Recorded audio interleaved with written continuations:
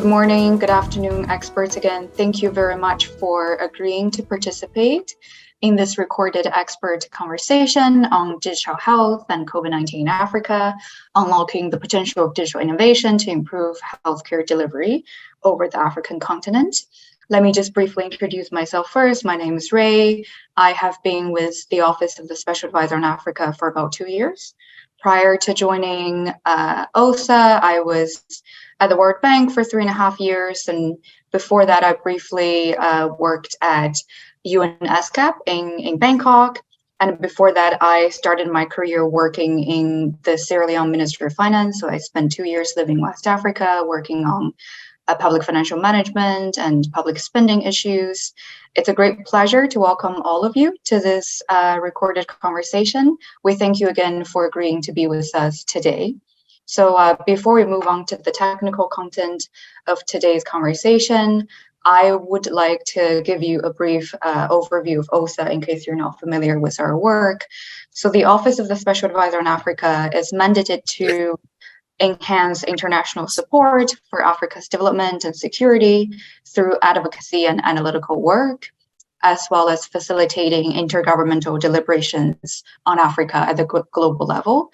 Our work is clustered around 6 thematic areas: financing for development, sustainable development to promote sustainable peace, democracy, resilience, and human capital, science, technology, and innovation, industrialization, demographic dividend, and AFCFTA, and the last but not least, energy and climate action. So under cluster 3 of the strategic agenda on democracy, resilience, and human capital, the office has undertaken some work to promote human capital at the center of policymaking in Africa in order to build more resilient societies.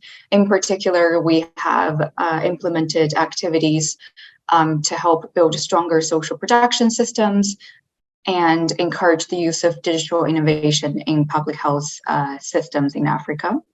So as I myself am the lead for cluster 3 of OSA's work, and as part of my work last year, I have written this draft policy brief that I've shared with all of you, titled Digital Health and COVID-19 in Africa, Unlocking the Potential of Digital Innovation to Improve Healthcare Delivery. So I will give a brief presentation on the policy brief very shortly. Afterwards, we will start the panel discussion. Like I've said before, I will give 1 or 2 prompt questions to each of you. Professor Faswana, who is based in South Africa, is having some struggles with power, so she will be the first to go.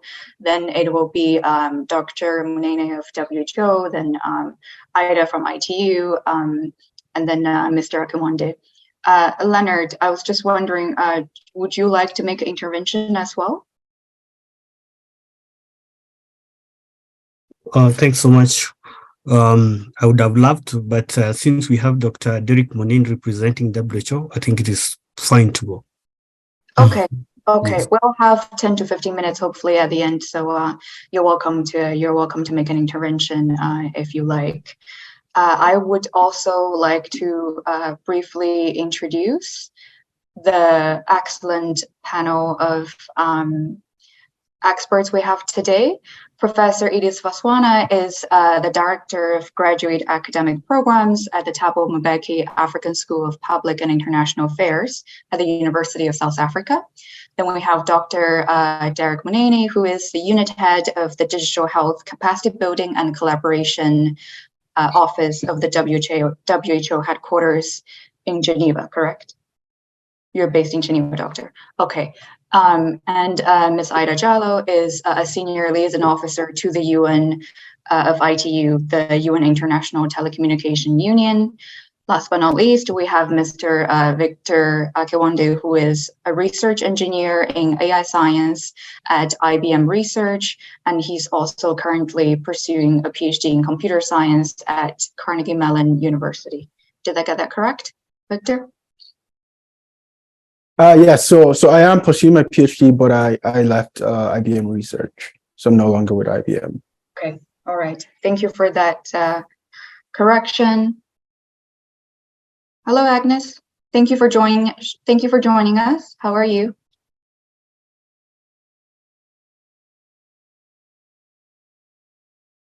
Hello?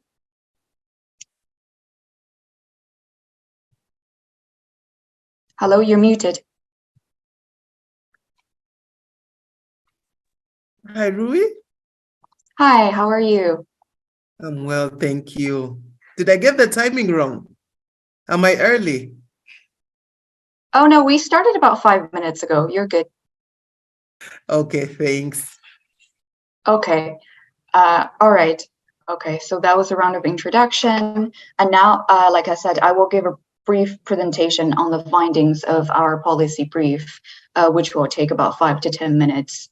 Then I will give the floor to you to make your interventions. So let me just share my screen. Before I start, do you have any questions? No, okay. So maybe if I may just quickly introduce myself, I thought we were just starting. My name is Agnes Midi, and I'm the External Relations and Partnerships Lead with the WHO Liaison Office to the African Union and the UN Economic Commission for Africa. And I believe my colleague here will be part of the panel. Thank you. Over. Thank you, Agnes, and thank you for coordinating the participation on the WHO side. Teresa, one question. How do I share my screen? Oh, I see. I think I can.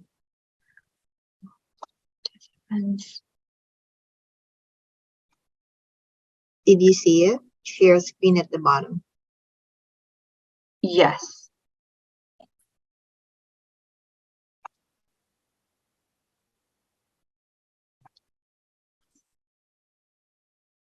Okay.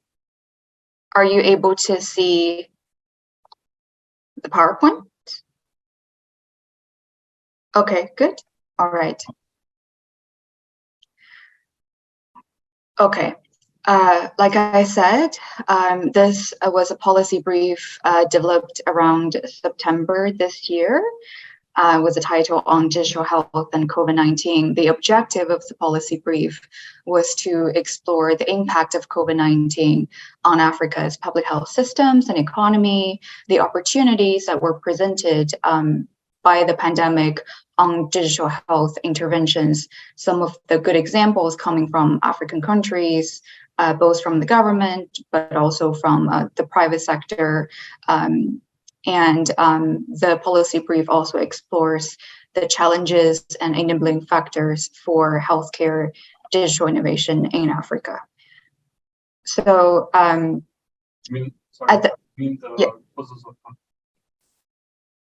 sorry, excuse me?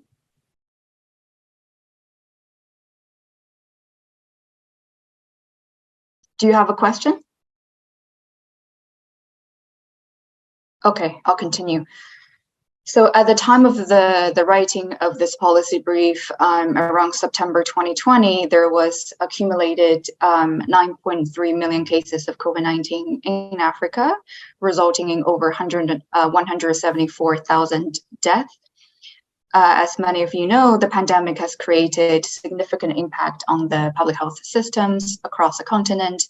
Not only did it put significant constraints on the fiscal systems of countries, it also disrupted critical healthcare services and underlined progress in fighting other diseases such as HIV, TB, and malaria. As of September 2020, only 21% of the continent's population had been fully vaccinated, and a mere 2.3% had been boosted. As you can see from the chart here, Africa was able to curb the spread of COVID-19 thanks to slow spread in the beginning and timely measures. However, the continent really lags behind in vaccination compared to other parts of the world, including developing regions such as Southeast Asia, which has a vaccination rate over 63.3%, 67.3%, whereas Africa had only just above 20%. I want to briefly speak about the WHO's global strategy on digital health for 2020 and 2025, and I will also ask Dr. Munene to touch on this as well in his intervention. Digital health is defined in the global strategy as the field of knowledge and practice associated with the development and use of digital technologies to improve health.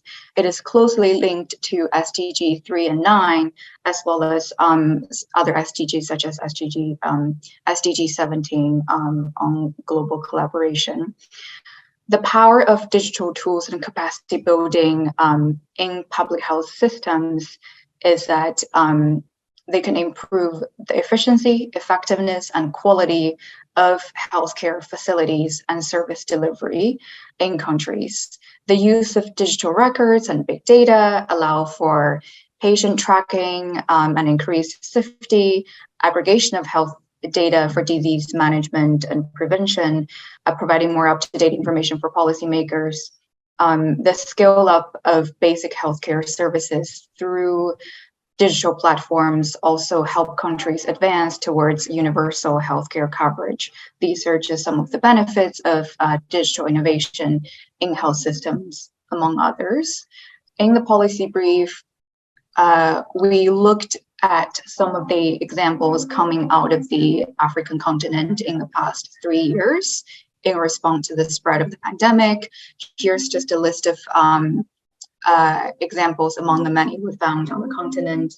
ComCare in Burkina Faso, for instance, was already an app that was developed, initiated by the government of Burkina Faso, and during COVID-19, they were able to quickly deploy 3 COVID-19 related modules enabled by digital tools. And because the app had been in place for a year, the government was able to deploy the new modules within a short span of 3 weeks. Vaccine Global in Zimbabwe is a good example where biometric data are used to verify vaccine delivery. This was developed before the onset of the pandemic, but proved really useful during COVID-19 for people in impoverished areas without access to smartphones or internet. They were able to use their biometric data for healthcare providers to verify their vaccination status. This helped greatly in WHO's vaccination campaigns in Zimbabwe and other countries. Babel in Rwanda was a great example of public-private collaboration to expand telemedicine access. As many of you know, at the onset of the pandemic, many healthcare providers switched to telemedicine and online consultation. So the government of Rwanda was able to encourage the expansion of the software during the pandemic. In South Africa, the WHO collaborated with the government and the private sector to develop the first ever WhatsApp health alert for up-to-date information on COVID-19, especially at the beginning of the pandemic. There was a lot of misinformation flowing around. So the flow of official, verified, authoritative data through a very quick and convenient WhatsApp health alert was really great at calming the nerves of the population and spreading the correct information and informing people on what they should and should not do. Another example was Gyrocare in Nigeria, which was a subscription-based medical care system for the elderly. Family members of the elderly are able to subscribe their family members for medical care, for medical consultation, prescriptions and such, and they were able to track the provision of public health services in the app without having to go with their relatives all the time to the hospitals. It improved information transparency and also reassured the relatives and family members of those in need of care. Another example is the use of smart health payment platforms in Kenya, which helped to lower the COVID-19 transmission. Kenya has always been on the forefront of the mobile money revolution in the African continent, and they were really able to scale up the system. And the government of Kenya even issued special policies during the pandemic to encourage telecom companies to lower telecom companies and mobile money companies to lower the cost of transactions, so that people could transfer money and undergo healthcare related payments more readily, and that also lowered the risk of COVID-19 transmission through reduced human contact. One last example is United AI Alliance, which is an international initiative to help strengthen data science capacity, with a pilot in 10 different African countries, and it is envisioned to be expanded to other developing countries as well. So these are just some of the examples we were able to find. In the policy brief, we provided a list of another dozen examples coming from all different sub-regions, which is very encouraging to see that countries were actually able to utilize digital tools to respond to the spread of the pandemic. And many of the tools and instruments developed during the pandemic are in continued use, so they will be very instrumental for the improvement of healthcare results around the continent. So in the policy brief, we also explored some of the enablers and challenges for digital health expansion in Africa. This is not an exhaustive list. We just wanted to provide some foundation for today's discussion. Some of the enablers we've identified include the increase in smartphone penetration and mobile money adoption, which, as I said, has been very instrumental for the access to healthcare and healthcare payment digitally. Africa has a very young population who are very knowledgeable in technology and more likely to use smartphones, and they're more ready to move from traditional communication healthcare towards smartphone-based communication, which is quite important in the long run as well. Leadership and governance, of course, are very important factors in digital innovation. I've described the example in Burkina, for instance, where the government actually led the development of the ComCare app and then quickly mobilized the design and implementation of the 3 COVID-19 related modules. And in Kenya, the government has long supported the development of mobile money technology.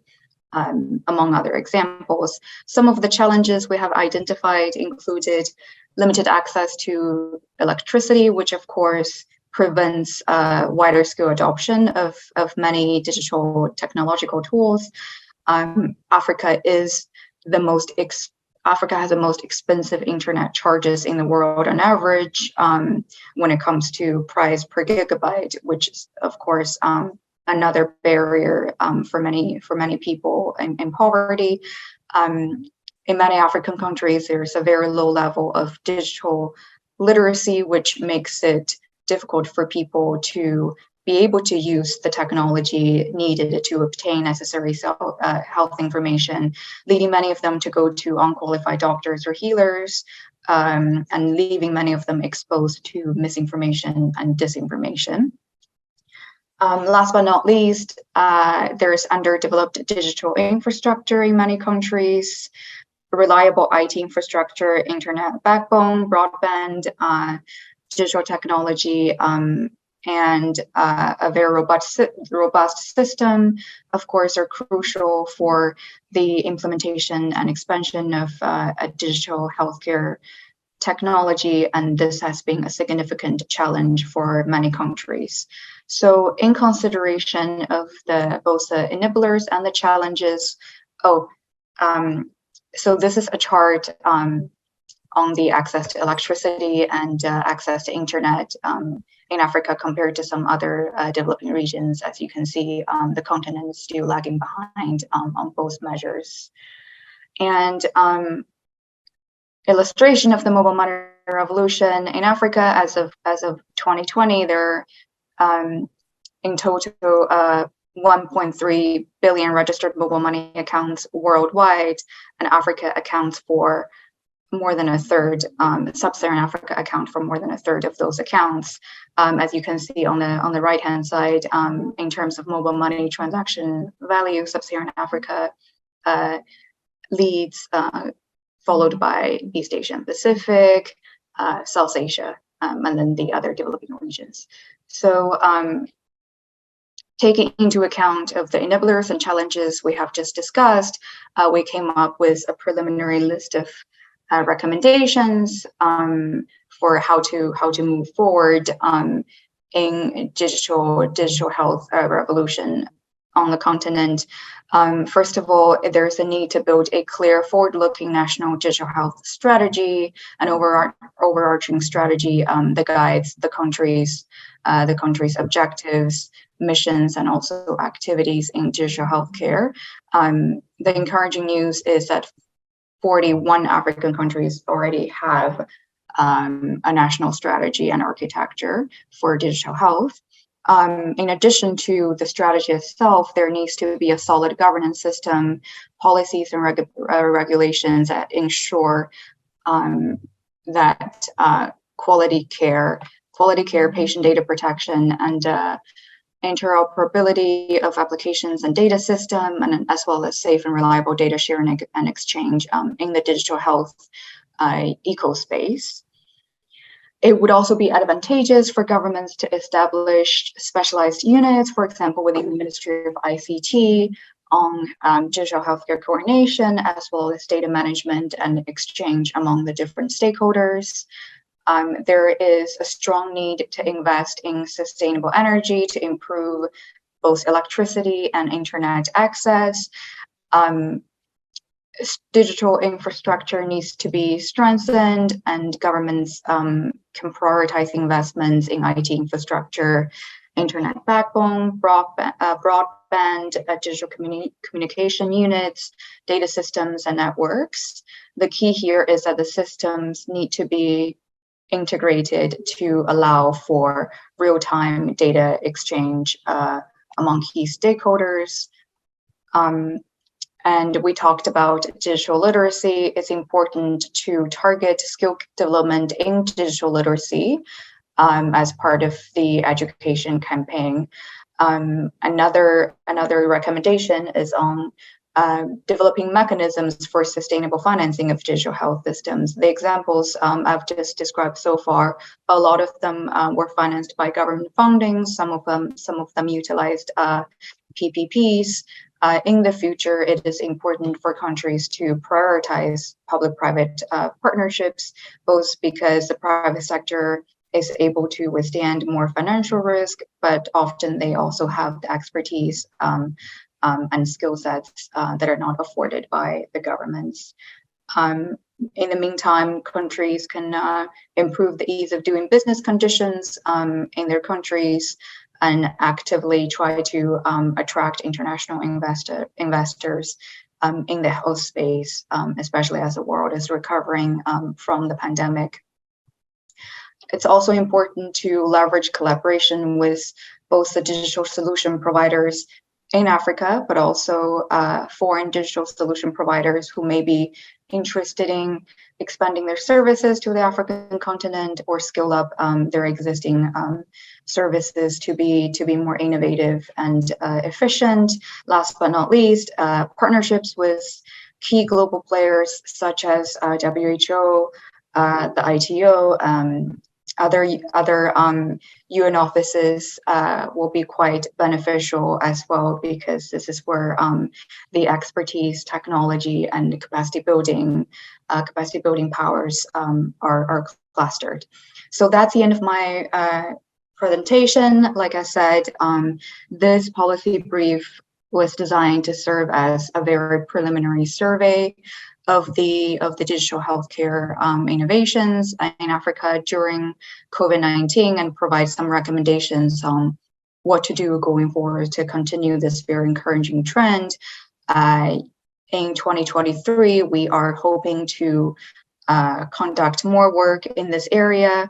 OSA also has a standing collaboration with ILO, and we are looking into the importance of leveraging technology in both healthcare and social protection systems, and both, the two of which are closely linked.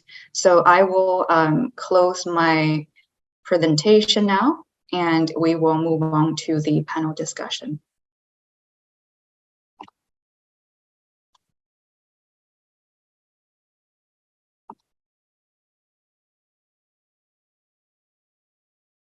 Okay. All right, thank you very much, panelists. Do you have any questions so far? No? Okay. So I will give the floor to Professor Faswana first. I see you have a presentation, Professor, so go ahead. Okay, thank you. Sorry, just a quick intro. So Professor Faswana will speak about the implementation of digital health innovations using South Africa as an example. Thank you, Professor. The floor is yours. Thank you very much, and good. Here it's afternoon. Good afternoon and good morning, New York. And thank you for the opportunity to be here today to present. And my apologies if I miss some of your presentations, because we have a scheduled load shedding of electricity that is going to happen at 5 o'clock here. I think there it will be 10 o'clock. Nonetheless, let me just make sure that I finish early so that I can listen to all the presenters. Yes, my topic, I'm looking at digital health innovations there as it happened here in South Africa during the COVID-19 situation. And I'm going to talk about some of the lessons and challenges that we noted here. And I'm going to give you in this presentation a brief background and context, and also I'm going to identify some of the innovations that we have had here, and also look at the challenges and opportunities, as well as providing you with a way forward for the improvement of these. And I think you will see where South Africa is in terms of digital infrastructure and research funding. This map gives you a whole idea of countries on the continent that is the ranking of countries in the region. And it's done through digital infrastructure and research funding. And you will see that Mauritius, South Africa, and Morocco are ranking high. I think Mauritius has been cut there on my slides. It's 34.4, I think, from some of the data that is there. And South Africa also is one of those countries. But despite South Africa being also in this high-ranking space in the continent, there are many challenges, as we shall see. Actually, that goes to according to the nature of the country, as well as the situation in this country. So also what we have here is a little background of the continent and some of the challenges that are faced here on the continent, particularly with regard to digital innovations and digital technologies. You will see that the continent in general is also challenged by unavailability of essential equipment such as PPE, vaccines, and they are also struggling and weak health systems in the country. Scarcity of resources, whether they are capital, human, and financial, is also a big problem on the continent. And resurgence of other diseases, both communicable and non-communicable diseases. And also the widening inequality gaps between the rich and the poor is a big problem for the continent in terms of providing healthcare. And also issues with regard to access are still a big problem on the continent, and also infrastructure. Many of our people, especially here in South Africa, still live in informal settlement, informal dwellings, where there are no healthcare facilities. where they live. So this is a big problem in the continent generally. These slides here gives you the state of South Africa as of 14 December 2022 with regards to COVID-19 statistics as well. And you'll see that South Africa total cases of COVID-19 are in the region of 4.5 million up to now since it started. And you will also see that we have had 3.9 million recoveries and also 102,000 deaths. And we still have new cases at the region of 1.9. And today, active cases of 9.1. And that is the situation. And about 38 million people in South Africa have been vaccinated. Of course, there is a low rate of boosters. Many people are vaccinated, but they don't really go back to get boosters. But we also see a recovery rate of 97% as we compared to the cases. So there is generally limited knowledge on the utilization of smart digital health technologies in South Africa during COVID-19. And you also realize from the data here, as you look at the continental, I think Rui has already talked about the continental data on people on the cases generally, and South Africa alone takes 4.5 million. So you will realize that it was hard hit by the COVID-19, and particularly in Southern Africa, it was one of the most highly affected countries. The COVID-19 hit us on the 15th of March 2020, and a national state of disaster was declared. And then by the 26th of March, we started with the lockdown. And therefore, we account for 37% of over 6.2 million COVID-19 cases so far in Africa. We are followed by Morocco and Tunisia, which account for 9% and 8% respectively. So the smart technology has taken center stage in supporting the delivery of virtual healthcare during this time of COVID-19. And as you know, also the spatial and racial inequalities that we continue to see here in this country also has exacerbated the situation. So the other important thing that I want to highlight here is the number of active internet users, because for us to be able to make use of digital infrastructure adequately, you need to have people who have access to internet. And so our active internet user is about 41 million, and social media users in South Africa, 28 million. And then we have a very unequal country, as you know, South Africa. I think the two-nation thesis fits perfectly to South Africa, and you will see that President Mbeki has advanced the theory of Benjamin Disraeli around two-nation thesis, because in South Africa, this two-nation thesis, how it played out, and unlike with Benjamin Disraeli, it happened in such a way that it initially, during apartheid, it was between black and white, but post-apartheid, then it became an issue of the rich and the poor. It was according to the socioeconomic status of people.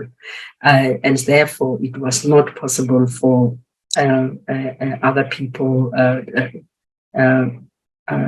I lost my thoughts. Sorry, there's somebody disturbing me. My apologies. Who's calling me?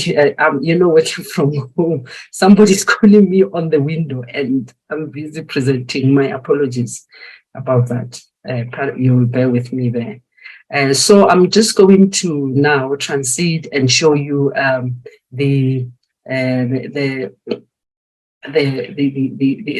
of the digital technologies that were deployed here in South Africa to provide healthcare and services during COVID-19 in South Africa.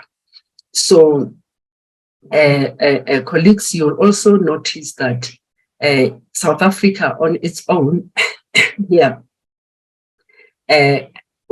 experimented with a lot of digital technologies that were already available also globally, and as they learned from other countries, but then they had to adapt how to use these things also for their situation of COVID-19. For instance, telemedicine and telehealth were used to provide remote clinical services to patients, and then it created an opportunity because in many cases it reduced the risk of exposure for many of our people by giving patient care remotely where they were being found. But there were challenges with regard to technological barriers with regard to that, because of poor connectivity and network, the cost of equipment, as well as many of those of equipment that people could not have. And particularly, we are also challenged by the high energy. Even today, I can't finish my presentation because I have to run, energy will be gone. And therefore, that makes digital health rolling also difficult. Some of the challenges also includes the death of clinicians with expertise, in telemedicine, because of course you'll have a lot of health workers and medics who don't know how to use this telemedicine software. That also poses a challenge, and the low motivation that you also find amongst health workers who are resisting change as change is happening, and also the language barriers, cultural barriers such as language and religious beliefs are a big problem here. And with regard to language, it's also difficult. You don't find investment in terms of changing from English, where majority of the population, they speak vernacular languages, and languages, indigenous language in the country. And these technologies, they come in English, and most of the information that is being transmitted is in English, and our people are unable to even use them for their own. And then you have also mobile apps such as COVID-ID, which University of Cape Town developed, Vola, the sign apps. There are so many. They were used for contact tracing during the COVID-19 situation, and this has been extended beyond the situation of COVID-19 because now they are used for malaria, to combat malaria, and also they are even used, extended to be used in improving child and maternal health.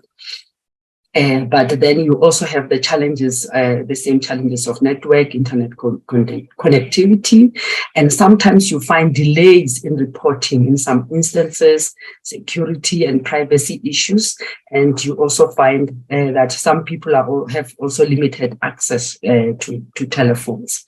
And how much time do I have? I forgot to press my timer here. How much do I still have?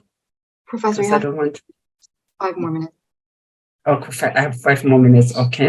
And then you have WhatsApp-based system solutions. I think you have talked about the 10IO as well. And this one was used to provide information. It was used for contact tracing, was used for exposure, notification, and social distancing to contain the pandemic. And then it uses this automated response. And this was very useful, but also the challenge was how misinformation was a problem, and conspiracy theories surrounding the virus. Especially it hit us at the time of vaccine, because at least South Africa had money to get vaccines, but many of our people did not vaccinate because of misinformation and the conspiracy theories that were happening around the vaccine, and therefore the government had to use these WhatsApp-based systems so that it's a reliable health authority that is giving out messages rather than us sending each other messages here. But also the poor health literacy was a problem as well in terms of access to, especially in the rural areas. This was also a problem. And then you also have you had My at apologies, every Professor. point.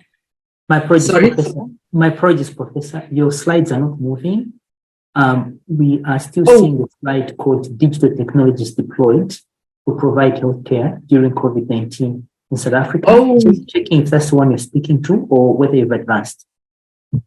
Oh, the slides is not moving. Thank you for that. Because on my side, they are moving. Sorry. Okay. Let's see. Let's see what's wrong here. Okay. Oh, when I was saying all these things, sorry. How is it now? We can see it now. Thank you, Professor. Okay, all right. So, and then you have those smart digital devices such as these infrared thermometers, and they were used at points of entry and exit to measure body temperature. I think many of you will be aware of that. And whether it was at schools, at clinics, at shops, retail stores, had to use all of this. And well, of course, there are cost implications for some of these highly expensive digital devices, but you will also realize that the infrared thermometers at least came at a very low prices, unlike the pedometers and the oximeters. They were quite expensive for many of our rural people to afford them. And then these are some of the wider opportunities that were created by this situation. The digital health managed to bridge the widening gap between health services supply in urban areas and also a health service supply in rural areas. In many ways, because of that, health workers in the urban and the rural were able to communicate, they were able to guide each other, and they were able to save lives using this digital information infrastructure. And also the digital technologies also circumvent the issue of limited medical personnel, especially in rural and medical infrastructure in rural areas. In many cases, some people were able to be assisted through this cross-pollination of ideas through these digital technologies.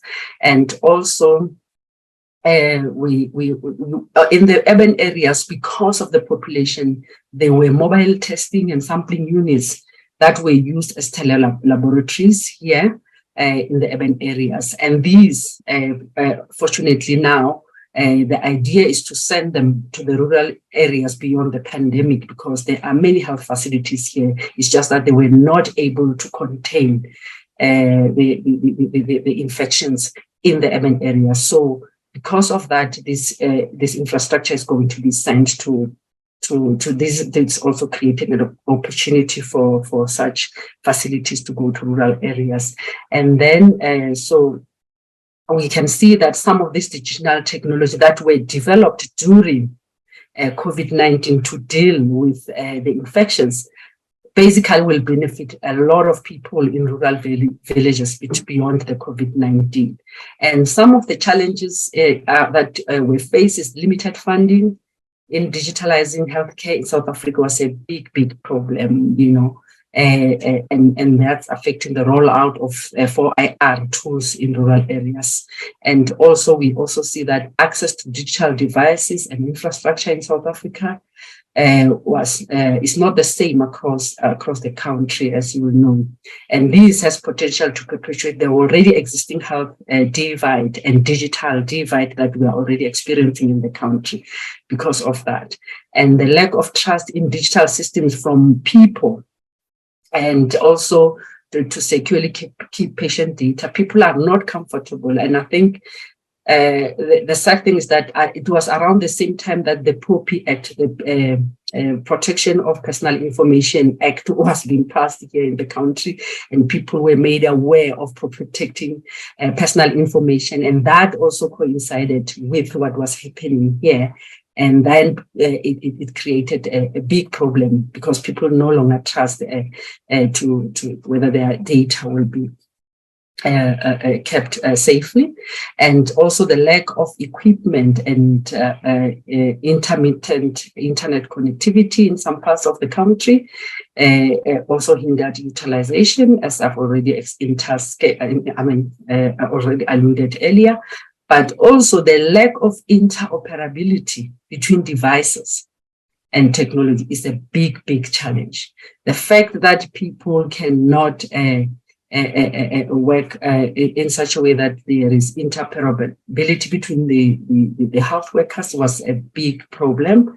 The language barriers already I've also alluded to it, and the cost to individuals in terms of accessing this, because you need data, you need broadband, you need electricity, you need all of these things, and all of this in a health system that is not funded properly. All of these are posing a challenge to the country. And I think some of the recommendations that one can share here is that healthcare service delivery, healthcare access, there's a need to integrate smart digital health technologies in South African health system to intensify remote healthcare. As I'm saying, majority of South Africans, they live in rural areas. And when some of these data is taken, a lot of data that is available is in the urban areas of South Africa. And a lot of information might not be there around these rural areas. And then another recommendation is for private-public partnerships to join, and also international initiatives that will advocate for this smart digital health, like WHO is doing, and also like the OSA is doing, and then also increasing the number of community networks, especially in rural areas, to bridge this digital divide, and also considering that there is a widespread of internet Wi-Fi spots in this country, but less in the rural areas. So we need a number of community networks as well that can help in that regard. And then financial and political commitment to modify policies are needed, and also the training of healthcare professionals is a big one that South Africa needs to do to create awareness about availability of digital health technologies that can be used to access remote healthcare. So there's a lot that still needs to be done, and I think I agree with what Rui was sharing around some of the recommendations as I was looking at your presentation, that there's a lot that also needs to be done, and I think these are some of the studies that I used for my own presentations here. And thank you. I wish to stop here. Thank you. Thank you very much, Professor, for your intervention and for providing us the perspective from South Africa, a country that was heavily burdened by COVID-19. I think some of the issues you've touched upon are challenges that apply to many other African countries as well: the lack of funding, limited expertise and capacity, language barriers, the urban-rural divide that affects not just digital health, but provision of public health services in general, poor infrastructure and lack of interoperability between the different platforms and systems, of course, and also digital health, like all technology, can be a double-edged sword. Misinformation, the lack of transparency and trust, and security of data can prevent a significant challenge as well. And now I would like to ask a few questions to Dr. Munene of WHO. Doctor, I briefly touched upon the WHO global strategy for digital health in my presentation. I was wondering if you could speak about the work the WHO has done to help facilitate the implementation of the strategy in African countries, perhaps more in your expertise of capacity building and collaboration. Where do you think countries in Africa can allocate investment in the use of digital health innovation? And how does regional and global collaboration play a role? And the last question from me is, I think you mentioned in one of your publications that digital health innovations can enhance the functions of the health systems, but cannot replace the fundamental health systems building blocks, including the workforce information system, access to essential medicines and vaccinations, financing, leadership and governance, etc. So if you could speak about how to integrate digital innovation in the existing health system in an effective and affordable, sustainable way, that would be great. Thank you, Doctor. The floor is yours. And you're also welcome to touch upon other topics if you like. Thank you. Thank you so much, Rui, for the kind invitation to this webinar.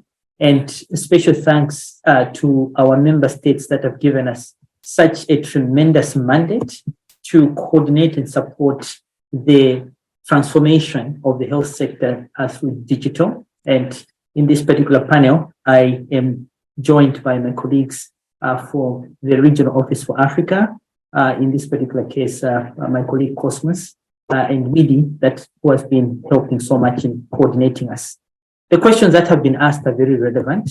As a matter of fact, I will kick off by providing a highlight presentation to just distill the intents of the global strategy on digital health, which, by the way, is a strategy that was endorsed by our member states, as I will be describing in the presentation in 2019, and promises amplification of the health sector through digital. And as has rightly been mentioned already, COVID-19 has given us tremendous opportunities to fast track this transformation. Those opportunities that we tried to fast track before COVID-19 are now attracting attention from our member states, like telemedicine, for example. We just released a technical product on telemedicine about 2 months ago, and the related technical product that we released with the International Telecommunications Union on telemedicine for disabilities settings, and more are yet to come. This speaks to the opportunity that we see that COVID-19 has actually brought to the fore. So the future and the current state is actually digital, and it's a must that we embrace digital technologies. Let me begin by giving an update on the global strategy on digital health, and I will use a few slides to speak to this topic, and I will rely upon your notification whether you can see my slides. I'll check, and of course you can actually see my slides. I will go into presentation mode. Can you see my slides? Yes, we can. Are they in presentation mode? Yes. Okay, I'll change. Wait, no, we can't see it anymore. All right, I will stop sharing and we'll share again. My apologies.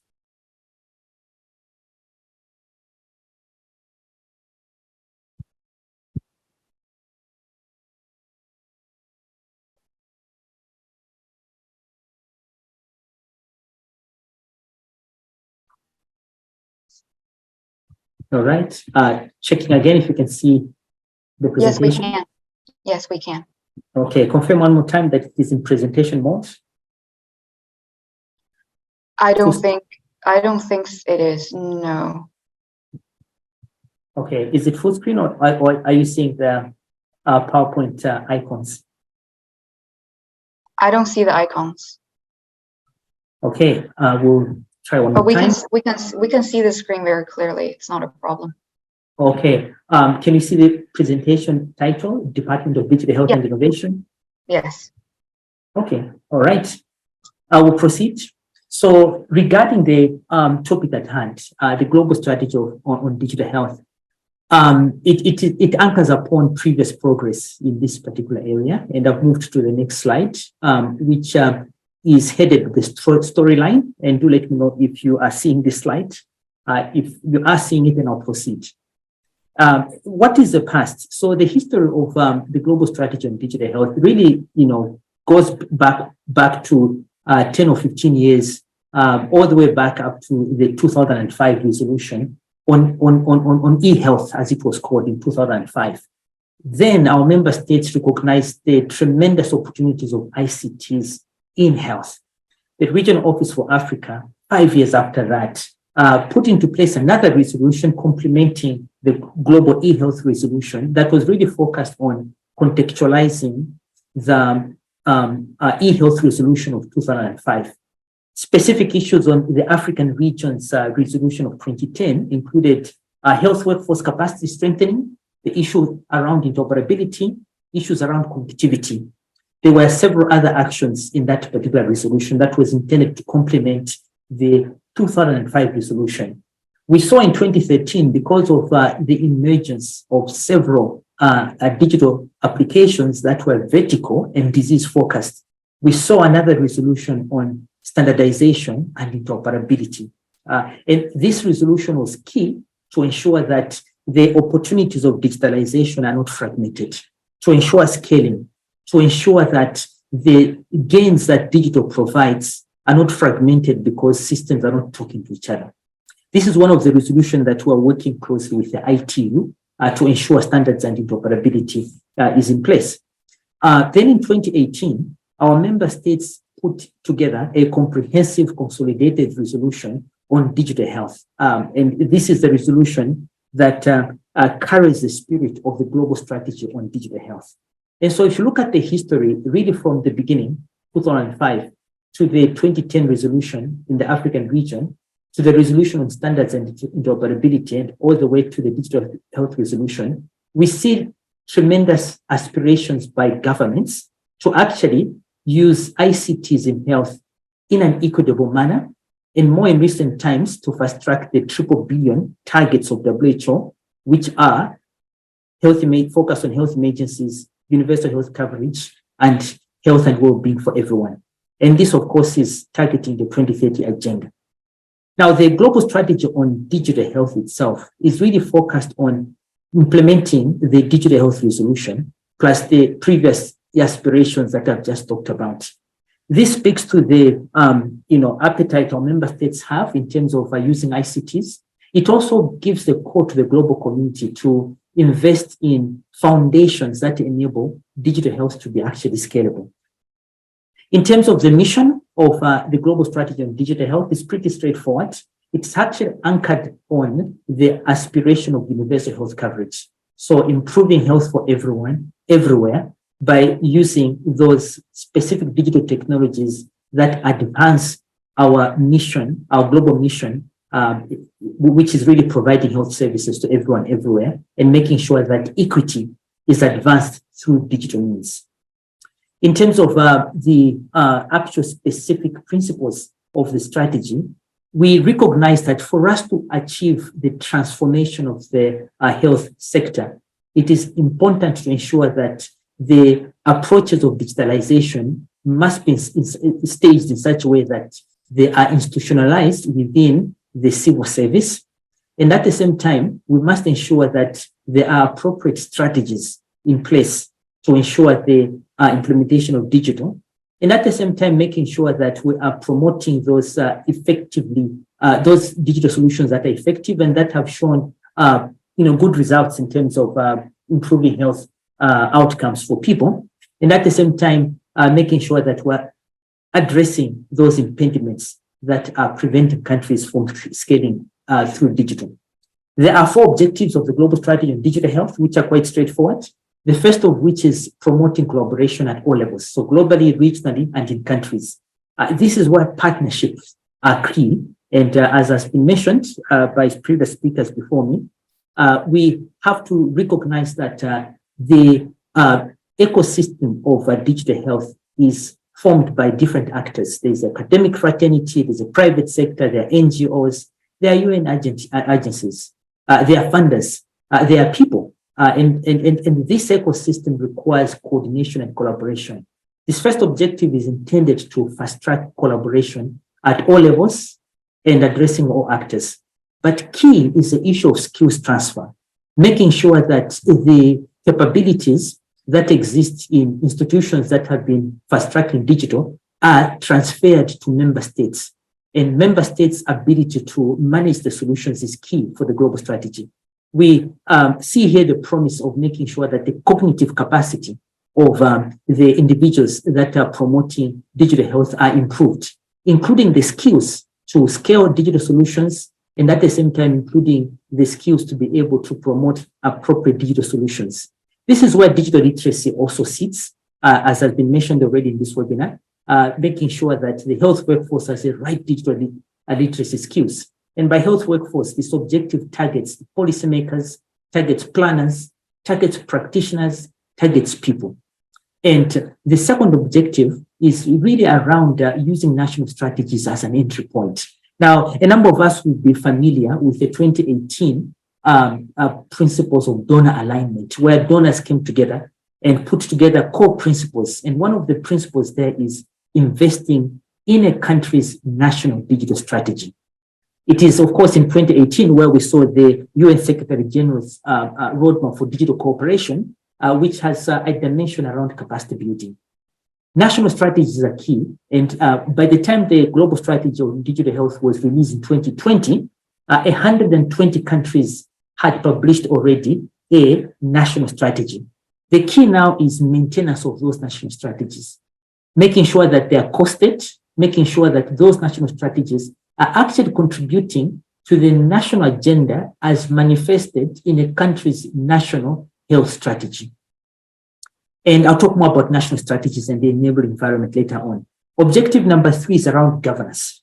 And this is where we are orchestrating in countries the spirit of whole of government approaches and whole of society approaches, making sure that working arrangements that are inclusive are in place in countries to coordinate the digital health investment plans. And lastly, but by all means not the least, is objective 4 that is really focused on people centricity, making sure that we are putting people first through digital and using digital solutions to advance the health and well-being of people. These 4 principles form the foundations of the global strategy in digital health.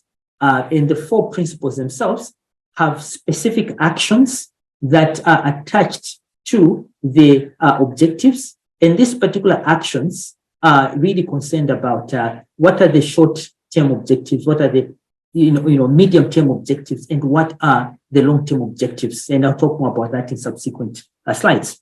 Now, as a department, in terms of our supporting regions like the African region and other 5 regions, we have put together a program of work that focuses on 3 main dimensions. A, building an enabling environment. Here we're fostering capacity building, including competence-based training.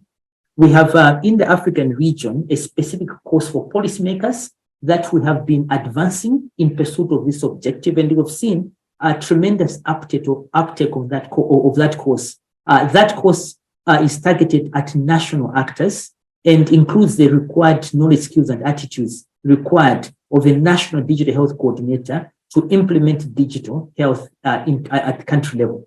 But it also has the foundations of enterprise architecture and including those competencies that are required to govern digital health investments.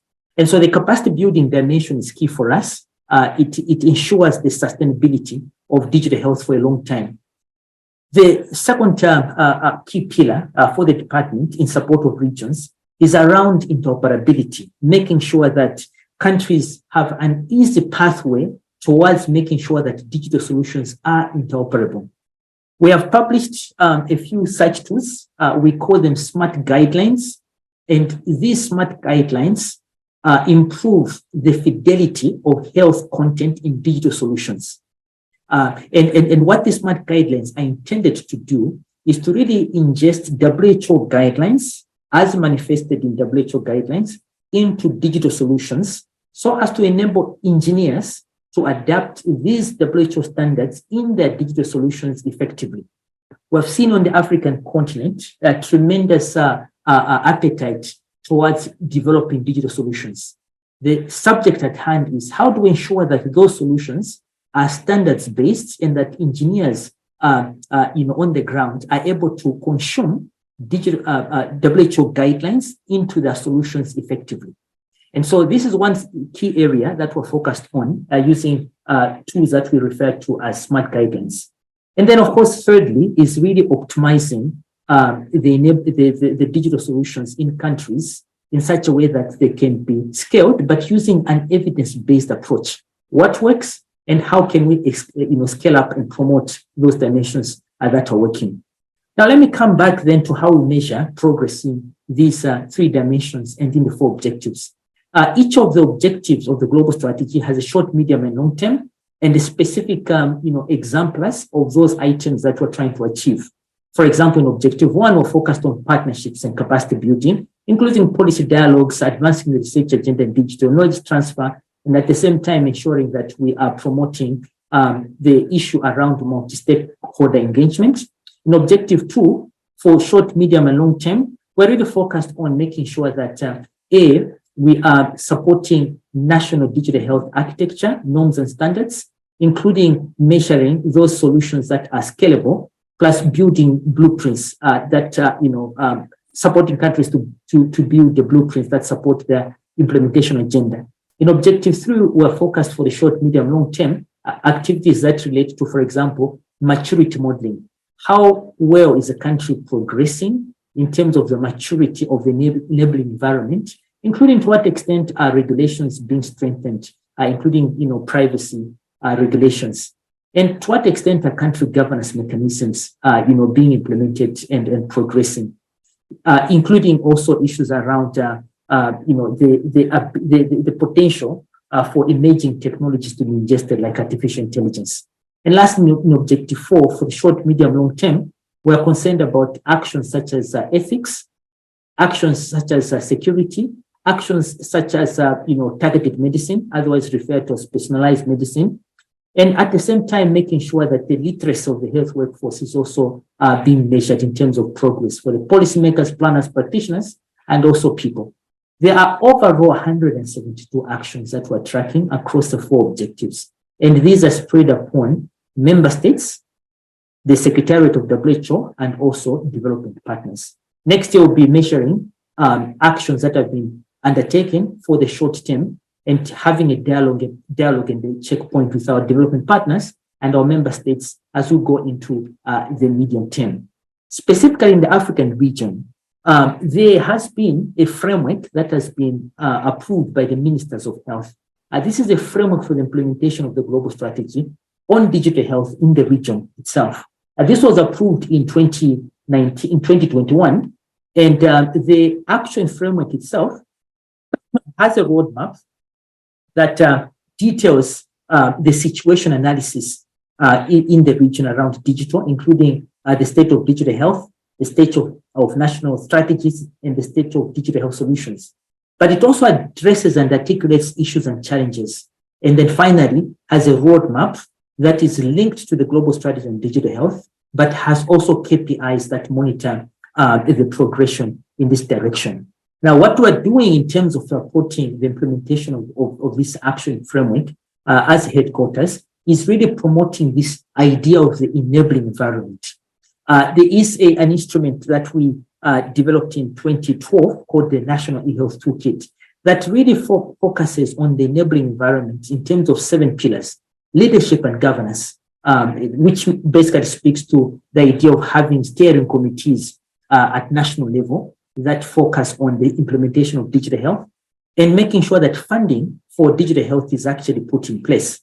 Other pillars include services and applications, and I'll talk more about this briefly. And services and applications speak to the digital solutions themselves that are responding to a national strategy. Other areas are around standards and interoperability, infrastructure, legislation, and also workforce. The toolkit describes these 7 pillars, and we're using the toolkit to amplify the framework of the regional office and to make sure that we're tracking those actions in the global strategy on digital health. Complementing this particular instrument is an instrument we refer to as the Digital Implementation Investment Guide. Dr. Yes, Manini, my apology for interrupting. I'm just mindful of the time. Would you mind wrapping up your presentation in 3 minutes, and then we can come back to you during the free discussions later on. Thank you very much. 3 minutes is okay. Complementing the National eHealth Toolkit is what we refer to as a Digital Implementation and Investment Guide. this is a it's a methodology that helps countries to design, monitor, and implement and scale digital solutions. It's linked to a repository of digital solutions we call the Digital Health Atlas, which is based upon the idea of having a repository that classifies digital solutions that countries are implementing. The Digital Implementation and Investment Guide itself gives guidance on where to actually begin, or otherwise where to continue fine-tuning the national strategy. So national priorities themselves, maturity modeling, investment roadmaps, architecture, and so forth. And these processes sit on the 7 pillars of the enabling environment I just talked about. Once again, to just recap, the 4 objectives of the national strategies form the roadmap for the WHO headquarters as well as the region. And the intent, once again, is to ensure that the different digital health interventions are linked to the 4 objectives I just talked about. With this, then, I'll just conclude by saying that we are very keen to ensure that digital health interventions are safe, scalable, and that they are used to leave no one behind. Thank you so much, Rui, and back to you. Thank you very much, Dr. Manene. I definitely agree with what you said about digital health. It needs to be institutionalized in the existing national health systems. There needs to be an integrated strategy and consistent capacity building effort. You spoke about creating an enabling environment in the 7 pillars.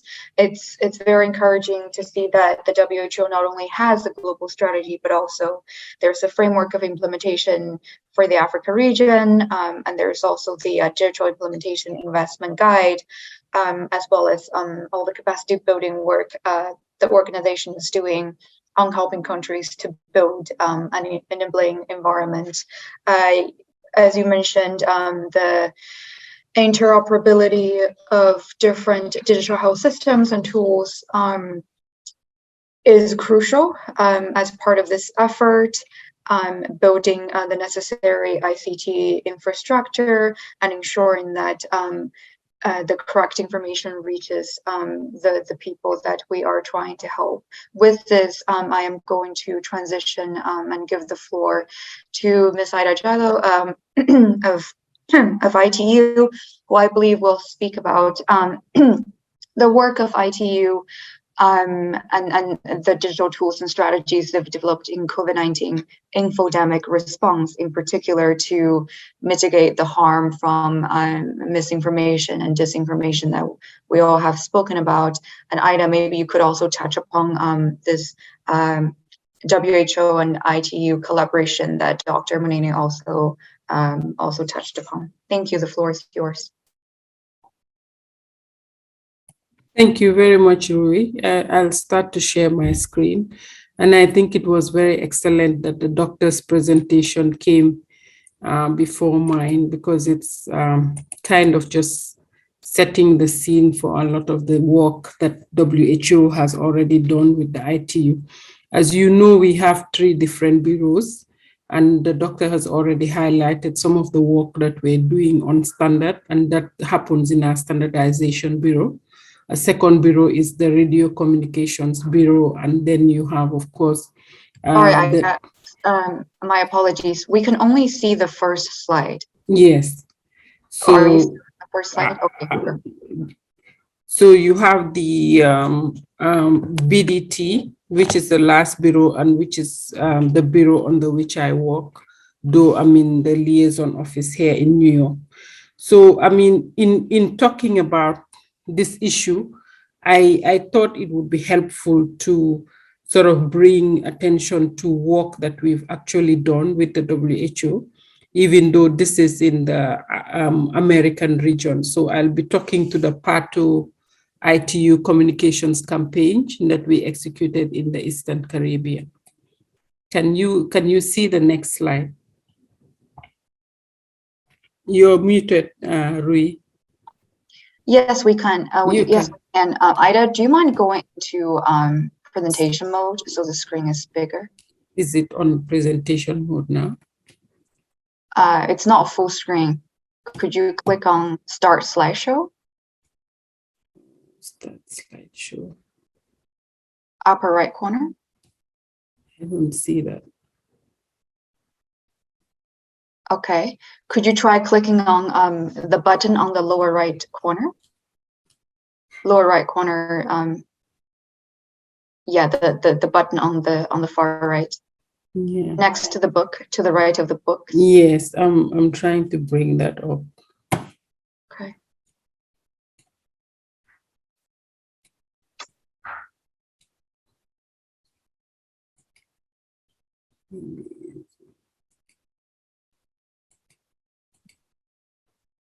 Do you see? Is it on presentation mode now? No? No, it's okay. We can see the screen. You Please, can see it. yeah, please go ahead. Okay, okay. So so just the context, of course, we're all talking about the time of the COVID. What was the context? I think the low COVID-19 vaccination uptake.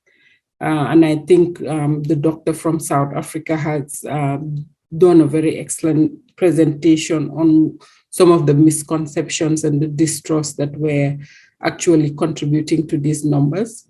And then the infodemic prevalence, social media, and the internet that were reported as the main sources of info on COVID-19. The global targets, as we've also seen from doctors' presentation of the global strategy at the level of the WHO, and the appearance, of course, of the new variants. It's just setting the situation in terms of the St. Vincent and the Grenadines, where you had already protests that were going on in Antigua and Barbados over the COVID-19 vaccine. Then you had recent articles where St. Vincent was to boycott the Summit of the Americas. There were so many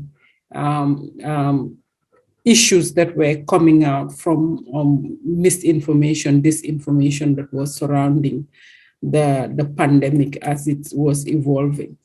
So with PATO, the Pan-African Health Organization, which happens to be the regional office of the WHO for the Americas, what we did was to look at the rich library of content that they had that could support people in dealing with COVID-19 misinformation. And we coupled that with what we do at ITU in terms of being able to offer help with developing and implementing content delivery solutions. So what was the scope of the campaign? We targeted 5 countries, and you could see that on the left of my screen. And the population that were covered by this was 300,000 people.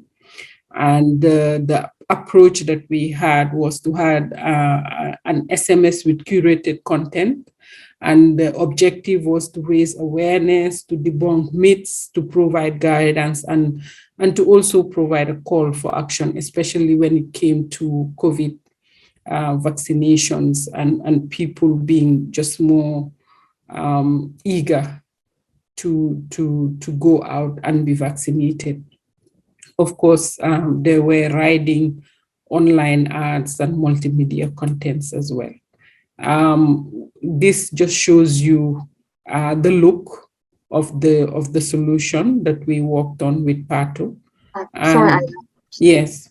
Sorry to interrupt. We are still on slide number 2. I'm changing here. Can you see me changing? No. Okay, so let me stop sharing and start, and let me try to share again. Okay, thank you. Okay, can you see my slides? Yeah. Okay, so you were still on 2? Yes. Okay, so. Yes, we can see it now. Thank you. You can see it, okay. So I just talked on the target, which was the 5 countries, over 300,000 people. The approach, it was going to be SMS with curated content, the objective to raise awareness, to debunk myths, provide guidance, call to action. it's changing now, Rui, my slides. Can Rui? Is Yes, it changing? yes, Okay, okay, excellent. So this is just to give you a snapshot of what the SMS campaign was going to look like. And just the interfaces. Of course, we had a lot of videos also riding on this. So, for example, there was a video on PATO about PATO. So if you wanted to know more information about PATO, then you click to watch. We had a campaign on I am young and healthy and should I be vaccinated? So to find out what were the facts around vaccination. This was an SMS that was sent out. So if you wanted to find out additional information, you could click on the find out here button. What were the results? We had 5 million SMS that were sent out to more than 300,000 people. Received the SMS, received the awareness raising messages.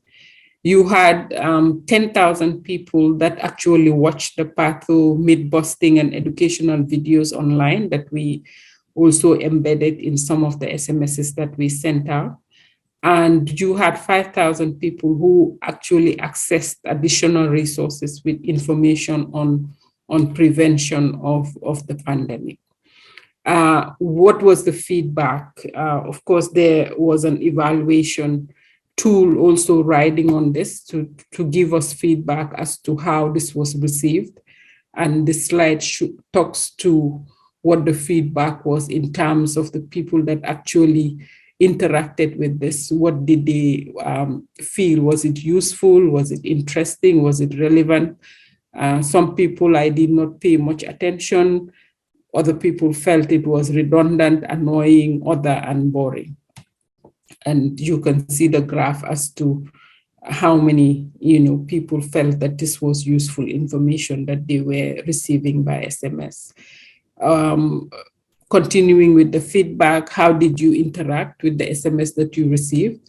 So in terms of who actually read some of the messages and opened the links, some links, but not all. That's the first one. Then some actually said they read, but did not open the links. And you had some that read and opened embedded links to view additional information, which we think was a very good percentage. And then you had some that did not pay attention to this SMS and other. On the feedback, do you think the information about COVID-19 in the SMS helped you in any way? So the user responses were in percentages. So of course you see the first one, it helped me stay alert about related risk. It promoted me to seek more info about the vaccines. It prompted me to talk to my relatives, friends about safety measures. But what was of very interesting for us to note was you had a lot of people saying that it actually helped me decide to get vaccinated. So we thought that that was a very positive outcome of the campaign. The average score on a 5-question quiz, of course, the respondents, 0.35 respondents who reported to have actively engaged with the content of the messages. So also we thought it was very, very well received by the target group for which this campaign was prepared. This was just to give you an actual feel of something that we have done with WHO in the Caribbean region. But for Africa specifically, we also had a lot of things going on COVID. So for example, I'll be sharing in the chat in terms of regulation for COVID. That was another of our initiatives where we went around and did like a collection of some of the initiatives that were ongoing in the ICT sector when it came to the pandemic. How were industry players reacting in terms of trying to grapple with some of the challenges that were very well outlined in the doctor from South Africa's presentation in terms of some of the challenges they were facing. And what this regulation for COVID did was to sort of make a compilation on our website of good practices from all the regions in the world in terms of what industry was doing in face of COVID-19. So I would be sharing that link in the chat, because you'll see that some industry players were actually reducing tariffs for consumers in areas that they felt, prices for services were a bit high, and that was preventing some people from actually accessing the internet and being able to share some of the information. So you had a lot of that, and we thought that was very interesting in terms of just the different innovative solutions that were coming out from different regions in the world. So I'll share that link in the chat.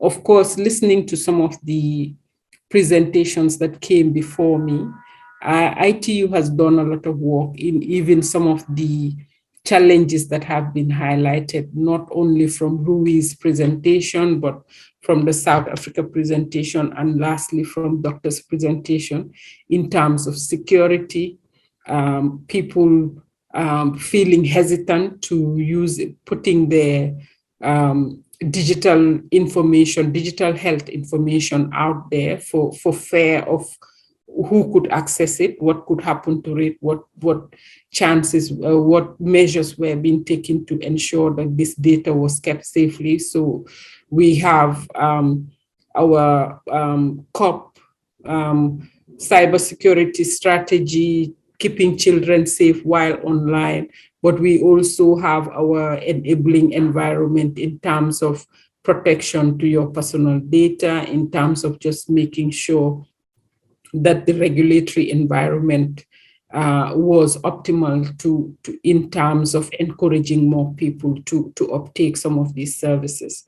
Also on capacity building, I've also seen quite a few challenges of capacity building from some of these presentations on the low level of digital literacy in Africa. ITU has done a lot of work, and we are also collaborating with sister agencies like the ILO in terms of development of digital literacy on the continent of Africa.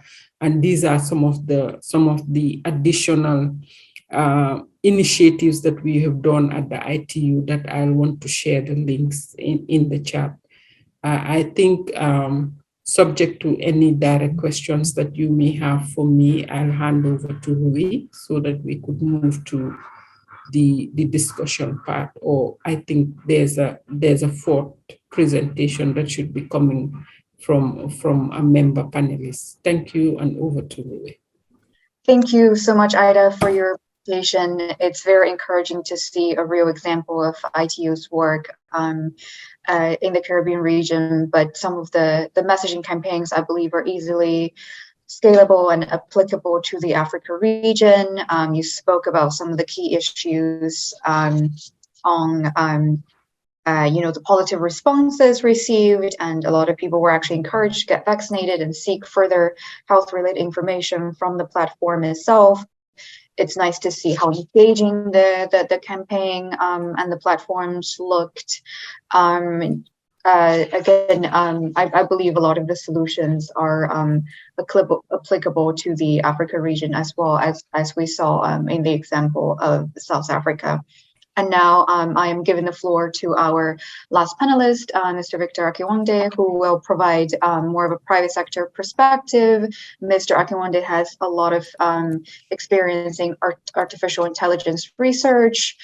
So just a couple of prompts for you, sir. What do you see is the role of emerging technologies like artificial intelligence, big data, blockchain, for instance, in effectively promoting healthcare delivery in Africa compared to some of the more traditional technologies? And how do you think countries can create an enabling environment first for the startups in artificial intelligence, but also for domestic and foreign investors who are interested in helping to invest in these upcoming innovations and technology. Thank you. The floor is yours. Yeah, thank you so much. Those are great questions. I do not have any, slides prepared, but I can speak, based on my experience and based on my work on this. So, the artificial intelligence sort of revolution, in some sense, the data revolution, and data is everywhere. The pandemic, in very many ways, taught us the importance of data. We all were, focused on the dashboards and focused on the numbers, and this is a clear, scenario, a clear case where data was absolutely critical in decision making. I think that the lesson that we need to take away from that is that, across the spectrum in healthcare, across the broad healthcare, across African healthcare systems, we need to, really embrace this culture of being highly data driven, right? And there's a lot of benefits that this offers. Really, there's with machine learning, artificial intelligence, etc. There's a lot of benefits both to businesses who are in the healthcare industry, but also to patients and consumers, and also to the various government institutions that are involved in healthcare, right? So from a healthcare consumer perspective, right, I want to be able to go to the clinic, or I want to be able to go to the hospital and get the best care that I can get, right? Across the continent, we've spoken about how there's still a lot to be done in terms of investments in healthcare, in terms of investment in personnel.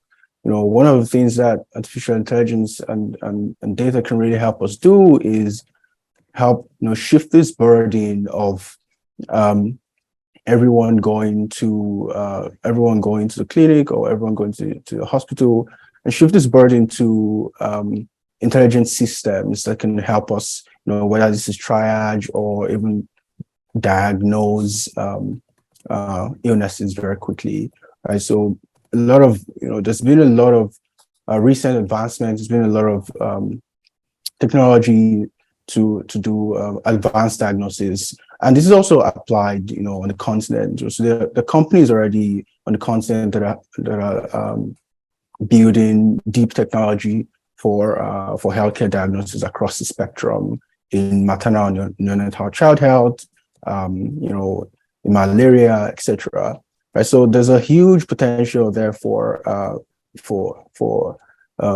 emerging technologies like artificial intelligence to help with diagnosis, especially when you take into consideration that training specialist is still something that we need to put a lot of investment in. You also mentioned healthcare delivery, right? One of the success stories in the past couple of years of healthcare delivery, and Africa really leading the charge there, is in the Rwanda and Ghana case of Zipline, a company that delivers blood and medical supplies with drones, right? So this is clearly the first in the world, and that now I actually just read on the news earlier today that the Rwandan government is now partnering with the company to actually enable the company to roll their services to other delivery products beyond healthcare. So it's an amazing example of how we can actually take the charge there on the continent, and you can actually use emerging technologies like drones to improve healthcare delivery across the continent, right? of course, the pandemic has taught all of us that we all need to be on the lookout, right? And there's a huge opportunity to leverage these technologies for also disease surveillance as well. We can in real time monitor the patterns of people's whether it's by looking at data from pharmacies or looking at what people are talking about on social media, and use these information to gather data about population health and make informed decisions in real time. Right, so there's a huge opportunity there, I think, for Africa to take the lead in applying emerging technologies in healthcare. And you also mentioned the role of government in creating an enabling environment for technology startups. I think that technology startups are well poised to really drive innovation across the continent in this space, right? And if you look at the numbers in the past, last 5 years, 60% of the healthcare startups that are operating today were created in the last 5 years. So there's been an increase in this in the activity in this sector, and it's very exciting actually. Just last year to 2021, almost $400 million was raised by healthcare startups across the continent. That's a lot. That's impressive, and it goes to show that there's increasingly external interest, and foreign investors are starting to really pay attention to the opportunity that the Africa healthcare sector really brings. And I think that we're going to see a lot more healthcare startups across the continent. There's a huge opportunity to really innovate in the space using technology, and there's going to be a lot more startups. But we should be, of course, we should be careful. Healthcare is unlike many other sort of industries, because we're talking about the lives of people. We're talking about very critical infrastructure. We're talking about very critical data infrastructure. So I think that one of the things that governments should really pay attention to is ensuring that they really consider healthcare data as a critical part of their healthcare infrastructure, right? The way you take care of your roads, and the way you take care of your railways, and the way you take care of your core infrastructure, healthcare data should also be considered as a key part of your infrastructure. And it's the onus is on governments to really create this sort of regulatory framework, as my colleagues have earlier mentioned, to make sure that everyone involved, innovators and all parties involved, are playing by the rules, and are taking into consideration the importance of healthcare data. Obviously, the commercialization of healthcare innovation certainly requires serious ethical considerations. So all of this needs to be part of the conversation as we talk about healthcare innovation across the continent. And I also think that there's also an opportunity as well for the continent to lead in terms of ethical guidelines in healthcare innovation. Across the world, even developed world, there's been a lot of cases where there's been a lot of companies that have not handled healthcare data properly. I think that there's an opportunity even for African innovators as well to create this framework for how do you innovate around healthcare and healthcare data in particular. I think the continent, it's a young continent, technology savvy, adoption of technologies is increasing every day. There's obviously that opportunity to leverage that momentum and roll out healthcare innovation. And I hope that everyone involved, everyone on this panel today would help champion that cause. Thanks. Thank you very much, Victor, for providing the perspective on the technology side. Like you said, it's very exciting to see that many African countries are taking the lead in digital health revolution and not just adopting technology from other countries. Very excited to hear about the $400 million raised by healthcare startups on the continent. Just to briefly complement what you said about AI and the application in Rwanda, for instance. Indeed, actually, in the ComCare example I talked about in Burkina, that was an integrated diagnostic tool that actually helped healthcare workers to better diagnose patients both before and during COVID using the power of AI and big data and machine learning. So that's also a real world example as well. And one of the three models that were quickly implemented in response to COVID was a screening and triage model based on advanced WHO algorithms and machine learning as well. So this marks the end to the panel discussion. I know we're already over in terms of time. I would like to ask if any of the panelists have any questions based on the discussion so far. Agnes and Leonard, if you wish to make an intervention, please feel free. No, I think thank you very much, Rui, and thank you to the presenters. I think from my end, this has been a very insightful and rich expert dialogue and discussion, and it's been interesting to see the different perspectives and to hear about the different perspectives as well as the different innovations in digital health. So really to just say thank you to the presenters and also to Rui and the Office of the Special Envoy of African Affairs, specifically for bringing us together for this very important forum. It's been quite enlightening. Thank you. Thank you so much, Agnes. Indeed, I'm grateful for all the panelists for being here. It's great to get the country perspective from South Africa, the institutional perspective from WHO and ITU, as well as from Mr. Akinwande on the technology and private sector perspectives.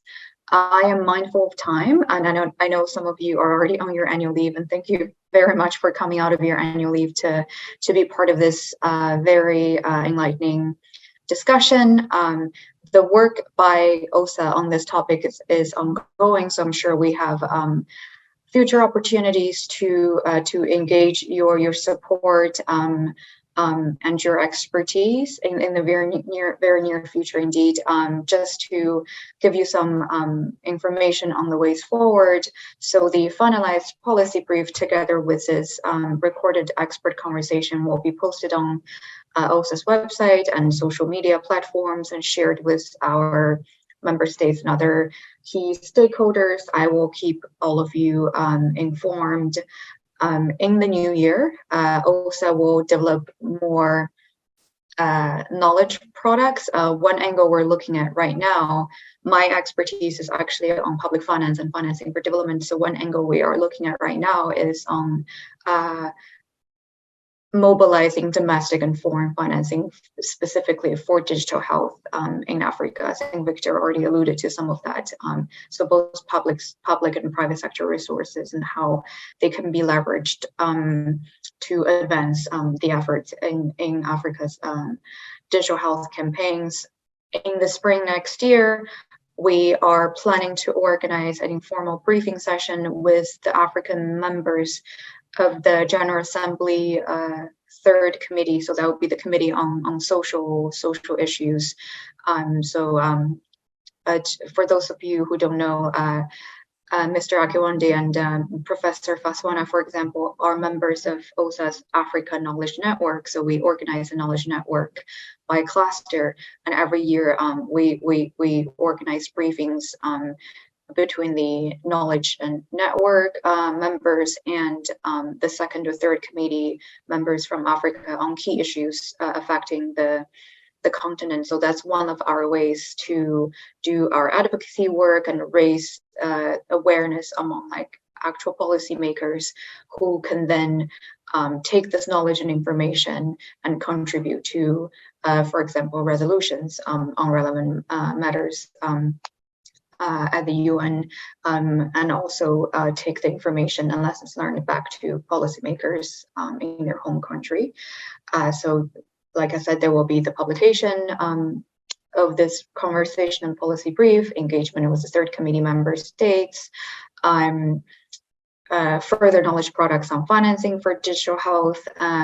That's a plan so far. We are also open to suggestions if you have any on how OSA can play our role in advancing the conversations and collaborative efforts in this area among the wider UN community. Thank you again for your participation today. Do you have any further questions?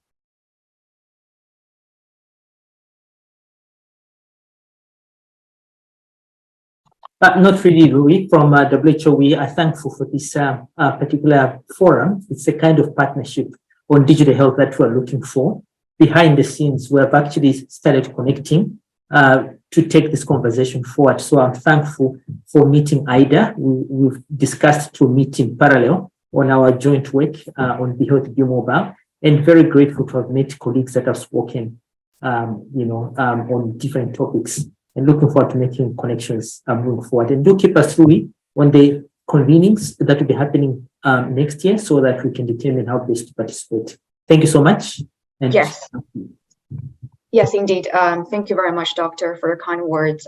Yeah, of course, WHO will be involved in the briefing with the third committee, as well as colleagues from ITU. I will keep all of you posted on the planning of that briefing. I'm sure we will have further collaborations on these topics and other health related and digital technology related issues with ITU and WHO as well. And Mr. Akiwande, thank you very much again for being here and sharing your perspective. Agnes and Leonard, thank you for your efforts in coordination. I'm very grateful for your support